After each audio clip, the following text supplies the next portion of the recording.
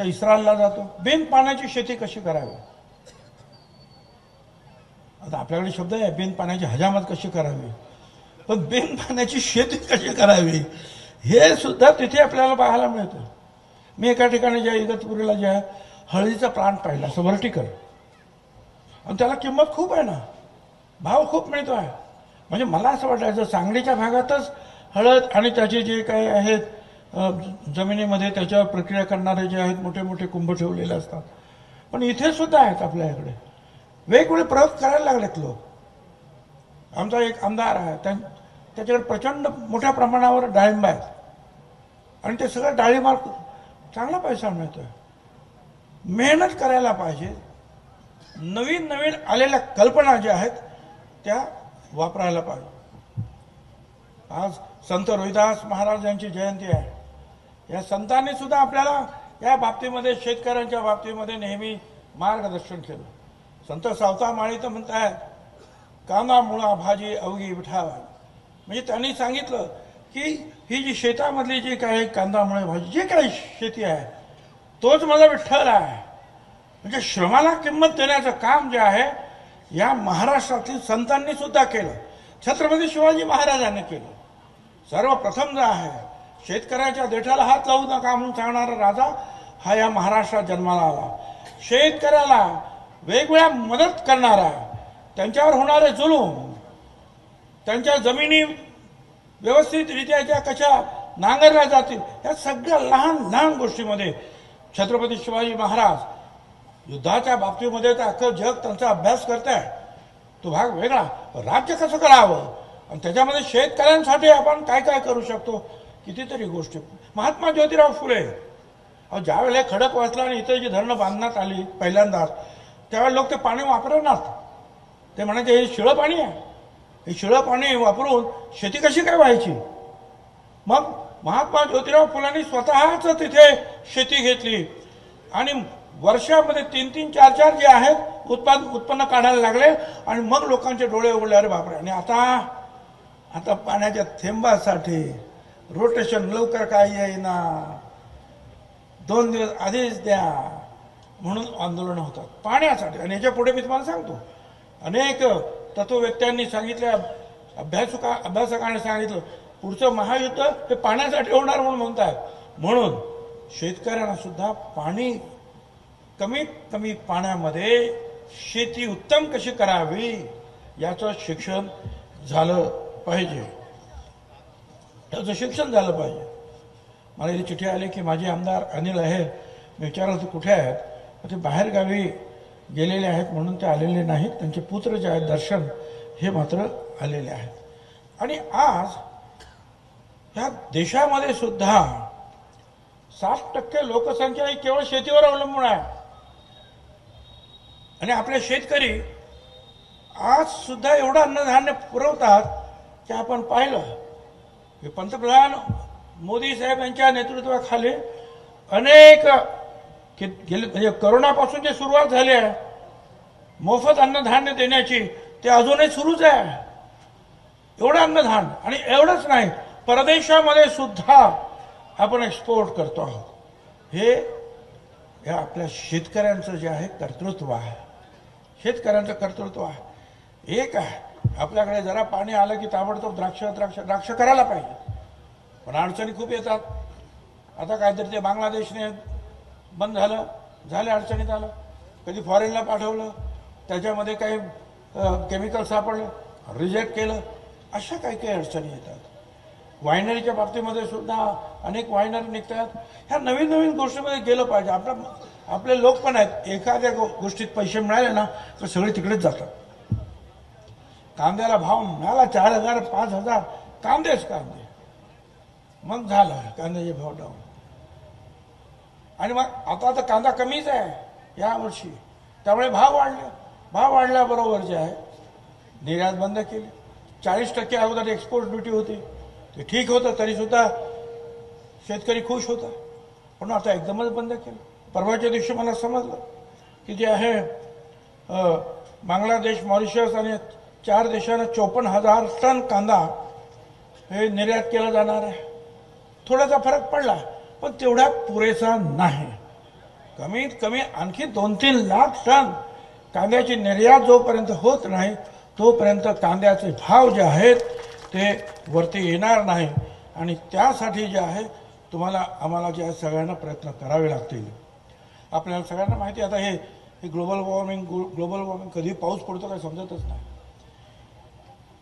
आणि पूर्वीच्या आपल्या अभ्यासकांनी जिथे पाऊस पडतो तिथे धरणं बांधली. आता जिथं धरण क्षेत्र आहे तिथे पाऊस पडत नाही, धरणाच्या पुढे पाऊस पडतोय. आता हे असल्या काही काही गोष्टी व्हायला लागल्या. जेव्हा पाऊस पडायला पाहिजे तेव्हा पाऊस पडत नाही, नको तेव्हा अवकाळी पाऊस धुमाकूळ घालतोय. पूर्वी असं होतं ते नक्षत्र हाती आला आणि अमुक आला आणि तमुक आला हे असलं काहीतरी होतं ना ते. गेला तर विसरा सगळे, ते आता काही राहिलं नाही. ते कधी पाऊस पडेल आणि काय होईल काही सांगताच येत नाही. मग अशा वेळेला ज्या नवीन पद्धतीने आपल्याला काय करता येईल, ह्या शेतीमध्ये नवीन बदल काय करता येईल यासाठी जे आहेत ना अशा प्रकारचे जे कृषी प्रदर्शनं जे आहेत उपयोगी पडतात. हे पाहायला पाहिजे. त्यांनी सांगितलं की दुसऱ्या ठिकाणी जा बघा हिंगणघाटला काय आहे. आपल्या संस्कृतमध्ये सुद्धा काहीतरी म्हटलेलं आहे असं, केल्याने देशाटन पंडित मैत्री सभेत संचार मानवा चातुर्य येतसे फार. तुम्ही जा बघा, बघितल्याशिवाय तुम्हाला कळणार नाही. सांगितल्याशिवाय सांगण्यापेक्षा बघण्यामध्ये खूप फरक आहे. त्याचा अनुभव घ्यायला पाहिजे. तिथले लोक आज अनेक लोक जे आहेत की तुमच्याकडे येऊन तुम्हाला मार्गदर्शन करू शकतात. हे करा, शेतीच्या बाबतीमध्ये सुद्धा ते मार्गदर्शन करतात. आता या शेतीला जोपर्यंत आपण जोडधंदा देत नाही तोपर्यंत काही खरं नाही. पशुपालन हे महत्त्वाचं आहे.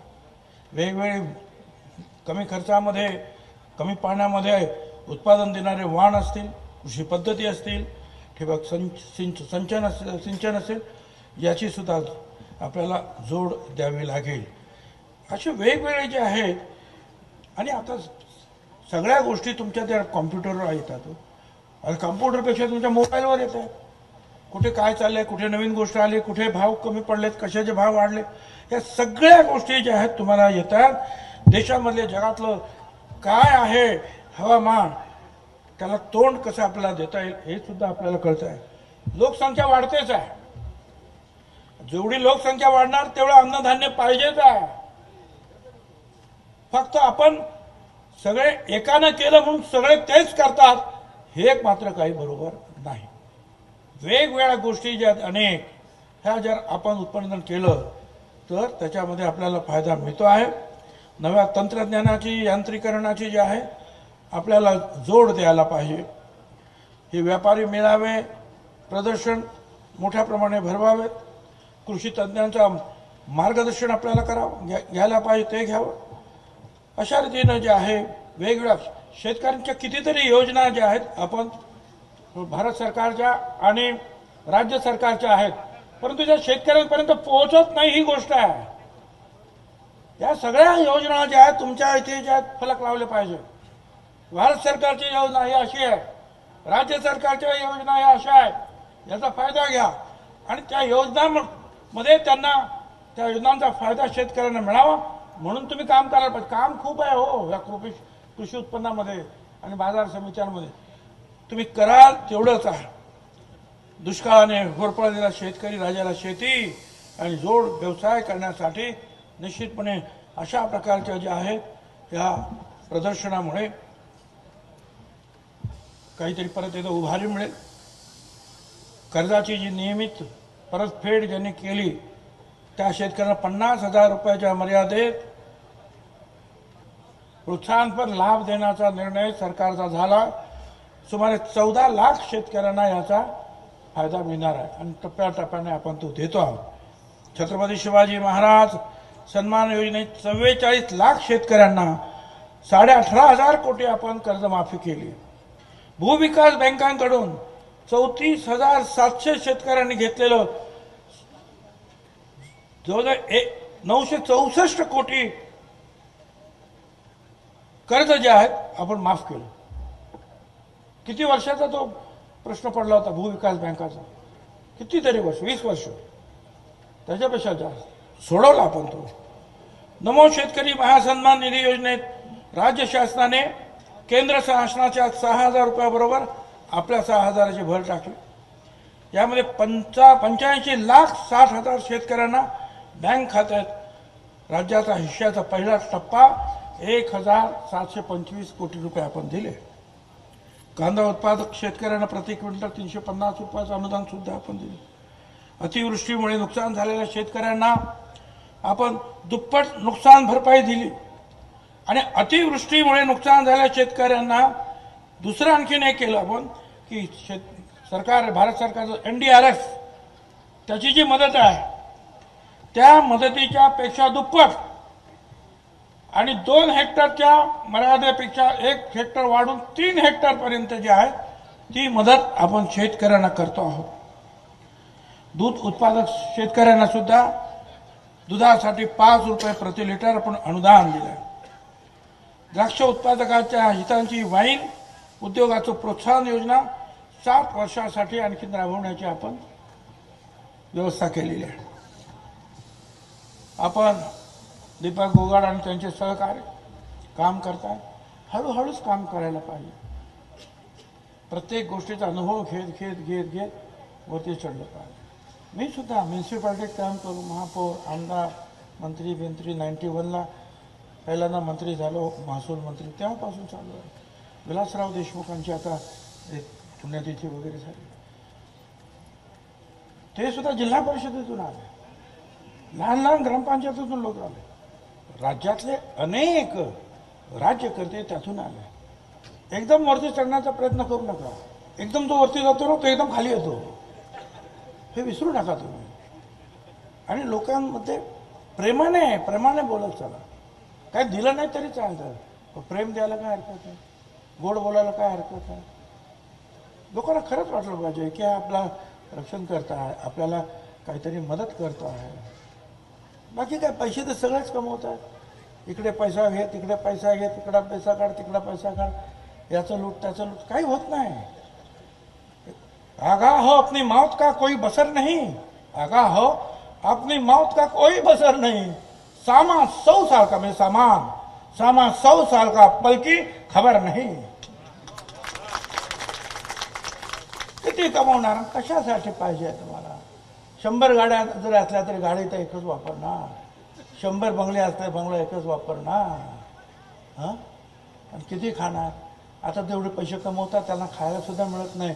लाडू खाऊ नका, साखर खाऊ नका, चहा पिऊ नका, येऊ नको. हां, आहे का नाही? कशासाठी? हां, म्हणून तुकाराम महाराजांनी सुद्धा सांगितलेलं आहे, जोडून याद उत्तम व्यवहार आहे, उदास विचारे वेच करी. उत्तम वर्तनाने तुम्ही धन जोडलं पाहिजे आणि उदार मनानं जे आहे गोरगरिबांसाठी तो खर्च केला पाहिजे.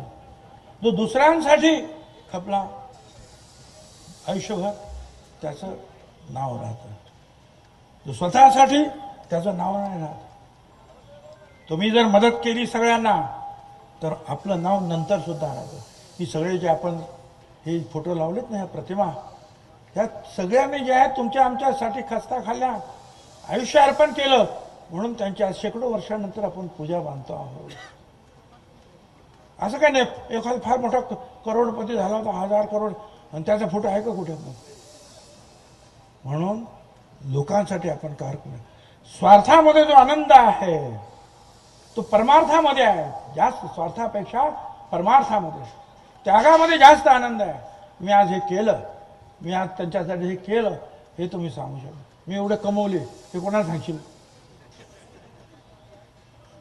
लोक बघतात कोण किती कमवतंय ते, पण बोलत नसतात ना, आहे की नाही? म्हणून अरे थांबरे, स्टेजवर बसलो, आगे कसं काय बोलू?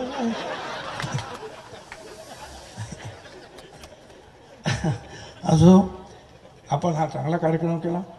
पुढच्या वेळेला याच्यापेक्षा मोठा कार्यक्रम मोठ्या मैदानामध्ये मोठ्या स्वरूपामध्ये साजरा झाला पाहिजे, हे आपण लक्षात ठेवलं पाहिजे. आणि हो, इथे तुम्ही जे काम करता त्याच्यामध्ये पहिल्यांदा आमचे जे हमाल बंधू आहेत, मापाडी बंधू आहेत, शेतकरी बंधू आहेत, त्यांची जी काही सोय असते प्रसाधन गृहापासून ज्या ज्या काही सोयी आहेत त्या असतील तर उत्तम, नसतील तर अधिक प्रमाणावर करा. एवढंच नाही तर इथे मी आणखी तुमच्यासाठी खास शिवभोजन केंद्र सुद्धा मी देतो आहे की जे करून तुम्हाला ह्या गोरगरिबांना जे आहे 5 रुपयात 10 रुपयामध्ये सुद्धा चांगलं जेवण देता येईल ते सुद्धा मी करतो. जेवढं आम्हाला करता येण्यासारखं आहे तेवढं आम्ही करतो. आता उद्याच्याच पार्लमेंट उद्या आमच्या कॅबिनेटमध्ये प्रस्ताव आहे. जे धान जे विदर्भामध्ये आपण भात शेतात धान म्हणतात त्यांना प्रत्येकी जे आहे फार मोठ्या प्रमाणावर आपण प्रोत्साहनपर अनुदान देणार आहोत. काही कोटी रुपये जे 1600 कोटी रुपये आपण त्यांना देतो. या सगळ्या शेतकऱ्यांना वाटून टाकतो. हा जो हे जे सरकार आहे शिंदे साहेबांच्या नेतृत्वाखाली अजितदादा फडणवीस साहेब उत्तम प्रकारे काम करत आहेत. हे मध्ये असलेले जे प्रश्न जे आहेत हे आरक्षणाचे सुद्धा अतिशय उत्तम रीतीने त्यांनी सोडवले. मराठा समाजाला आरक्षण पाहिजे दिलं त्यांनी, स्वतंत्र आरक्षण दिलं. आता ठीक आहे काही अडचणी ज्या आहेत काही लोक का करतात हेही काही समजत नाही. परंतु शिंदे साहेब असतील मुख्यमंत्री तर उपमुख्यमंत्री असतील ना तर सगळं मंत्रिमंडळ असेल आम्ही सगळेच जे आहेत ह्या कुणाच्याही हितसंबंधांना आरक्षणाला बाध न येता इतरांना जे काही द्यायचं असेल त्यासाठी आम्ही कटिबद्ध आहोत. त्याच्यासाठी लढाई करण्याची काही आवश्यकता नाही. कायदा हातात घेण्याची काही आवश्यकता नाही. हे शासन जे आहे संवेदनशील शासन आहे. त्याला संवेदना आहे. तुम्ही जे सांगता त्याचा अभ्यास केला जातोय त्याच्यावर निर्णय घेतले जात आहेत. आणि म्हणून आपण सगळ्यांनी जे आहे एक प्रेमाचं वातावरण ह्या आपल्या ठिकाणी निर्माण व्हावं. सगळ्यांना बंधू भाव जो आहे सगळ्यांमध्ये निर्माण व्हावा. सगळ्या शेतकऱ्यांना ही शेती ही तुमची कृषी उत्पन्न बाजार समिती आपलं एक आश्रयस्थान वाटलं पाहिजे अशा पद्धतीनं त्यांना मदत करा. एबीपी माझा, उघडा डोळे बघा नीट.